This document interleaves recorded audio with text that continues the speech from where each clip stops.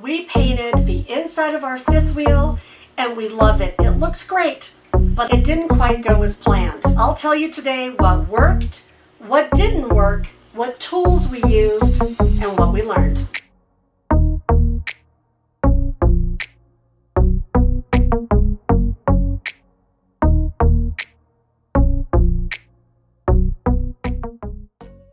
Hey everybody, it's Robin with Creativity RV.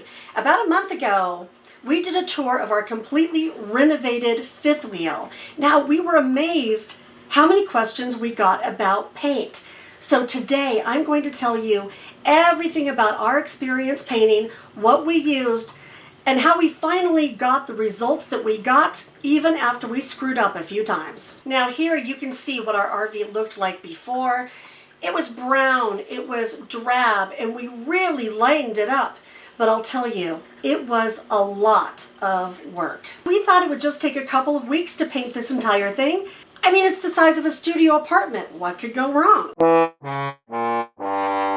If you want to paint the inside of an RV, the first thing you have to know is it's totally different than painting the inside of a house. First of all, it's a tiny space, and painting it completely takes over your life. You don't have drywall and even corners. You have this thin wallpaper usually that they glue onto plywood.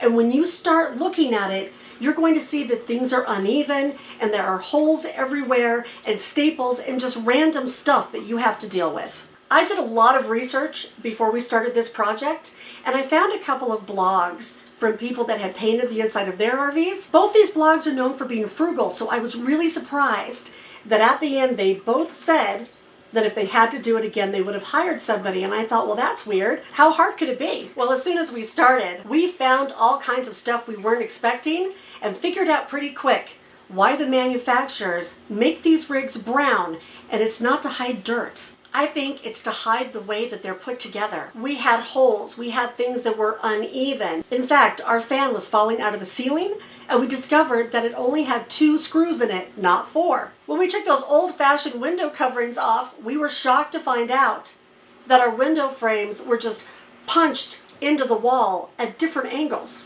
More about that in a second. First, let me tell you about the paint. Like I said, RV walls have this weird paper on plywood, and they have a nubby texture and a light sheen. First, we went through and repaired the walls, like cleaned up little areas where the paper was puckered or there might have been a divot or a hole. We just took off the paper and put in some spackle or wood filler, whatever worked best for that spot, and sanded before we painted. Then, and you're not going to want to do this step, but you have to, we cleaned both the walls and the cabinets with Crud Cutter. This is a strong cleaner. It comes in a spray bottle. You do have to get protective gloves to use it, but you spray it on the walls and then you wipe it off and then you wipe it off again with a clean towel. But what it does is it removes any grease or dirt that's stuck on the walls. Now, if you live in an RV like we do, you know that these fans suck the air in and up out the fan. So what happens is dust does come into the RV, and we were actually amazed after only living in here a little over a year how much dust came off the walls when we used the Crud Cutter. We did the same thing on the cabinets, and then we sanded the cabinets with a fine sandpaper like a 600, and look, we started to get a little bit tired and didn't do the best cleaning or sanding a couple of times, and we could really see the difference in the way the paint laid on, especially in the corners. Don't miss this step. It makes all the difference in how it looks in the end. Now, you might be wondering if we used a primer. Well, yes and no. I started painting in the bathroom, and I thought it might take a coat of primer, maybe 2-3 coats of paint. I was shocked because it actually took 3 coats of primer. I used Stick's waterborne primer for this, but I could still see the texture in the wall, and the brown was still coming through. After that, I did 4 coats of paint, and it took forever. And I thought, oh my gosh, is this the way it's going to be to paint this whole house? Well, let me stop right here and tell you that I was making a big mistake. I was using a roller that was styrofoam instead of using one that has a heavy nap. I didn't know this at the time, but if you have a heavier nap on the roller, it helps to get into that texture better. And then it would have taken less coats. And then we discovered when we moved out to paint the hallway that we didn't actually need the primer at all, because the paint we chose was Kiehl's Tribute that has the primer built in. So we stopped using the primer on the walls and we did the rest of the house with 3 or 4 coats of only the Kiehl's Tribute paint with a primer built in. It's worked great, it looks good, and none of the brown has come through, and it hasn't cracked and it hasn't faded. Now the cabinets were a different story. For the cabinets I used Nouveau paint and I followed their directions precisely. They recommended using an oil-based primer, which I started with, and it looked okay in the end, but it was really a mess to work with. So I switched back over to the Sticks primer, which I liked a lot better. So again, for the cabinets, we cleaned them, we sanded them, then we used a primer, and then the paint. And I'll tell you, we discovered a little tool that made all the difference thanks to our friend Eric at Wonderboom. He showed us this little scraper. So after we started painting, we could take this little scraper just along the paint and it would take up any bubbles that we didn't like. And then we used a fine paintbrush for the top coat. Everything we used, all of the tools and the colors, I'm going to go ahead and put in my Amazon list. So if you go to the top of comments, there's going to be one link right there. If you hit it, it's going to be right there where you can see it and you can check out everything we used. So we were on a roll. We were psyched. It was looking good. And then we had a big setback. For some reason, we found that the manufacturer had used this unpaintable, clear silicone caulk everywhere in the RV. I mean, it was on the walls. It was between the countertops and the walls and the tile and on the cabinets. It was everywhere. And after we painted, we would come back 5 minutes later and it looked awful. It was just separating in these big globs. So everywhere there was this caulk and it was all over the place. We had to go back and clean it up. Luckily, we found a tip on YouTube that told us to blow dry it a little bit first because it helps loosen it up. And then, gosh, we used razor blades and a scraper and tweezers and all kinds of stuff to get it off, and it took forever. The stuff does not want to come up and it sticks in the cracks. I found if you don't clean it all up and you try to paint over it, that doesn't work. And then if you try and half clean it and re-caulk it, that doesn't work. So this is where I'm at now. I have to get all this gross stuff off. We learned how to clean it up and fix it, and when we're done, you'll never know this happened. I wish I had known that and I had done it before we started painting. I thought I was actually done, and then I run my finger over it, and there's still a ton left in here. Yep, there's some more. Never stops. See, again, I thought I was done. And then I get down to here, and there's still some in here. It's a drag.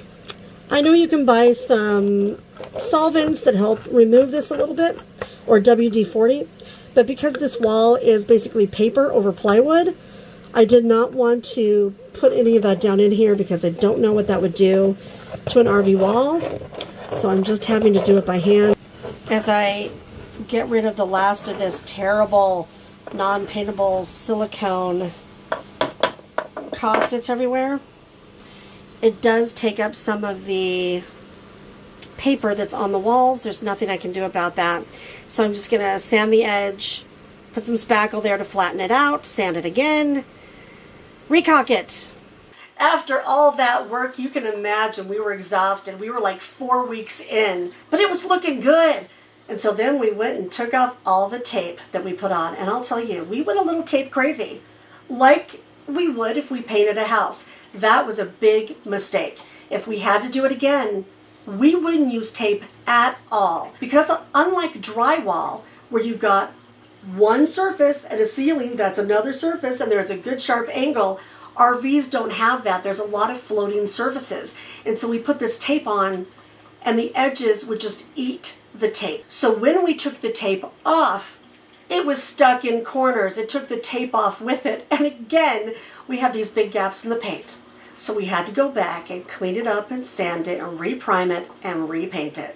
We learned to just use an edging brush, and we found these great wipes that I'll put on the list. We would just keep the wipe in one hand and the edging brush in the other, and we would just do it by hand, and when we screwed up, we would just take it right off with this wipe, and that worked great. If I had to do it again, I wouldn't even buy tape. We hated it. Again, it added a ton of work, and we're still finding tape remnants all over this house. After we were done, we were pretty happy with the results, except that sometimes near the walls up by the ceiling, the paint would kind of stick to the ceiling because, again, there's not a good edge there. And so Doug got up there and started using a razor blade to cut the paint to try and get a cleaner edge. And finally, we decided to stop doing that because we thought it might come apart naturally when we traveled. And it did. So some areas where there was paint, now that we've gone down the road, we have this nice clean line. And then in other areas, after we traveled, we actually are finding some cracks, like in corners in the kitchen.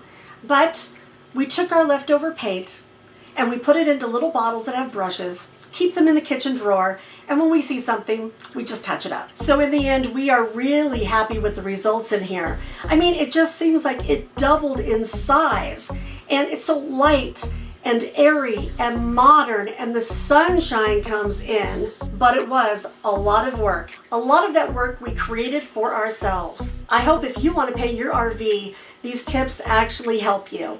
Because now, instead of this feeling like a car we just drove off a lot, it feels like our home. And while there is some pride in having done it ourselves, I have to tell you, like those two bloggers, if we had to do it again, we might get some bids from professional painters and see if it was worth it to do it ourselves. We're not experts. This is just what worked for us. So do you have any advice for the people watching this video? If you do, please do put it down in the comments below, or if you have a cautionary tale, put that down there too. Please share this video if you know anyone that can use it. Give it a thumbs up if you liked it. Consider subscribing if you haven't already. And I'll see you all next Sunday. Until then, have happy travels and be free.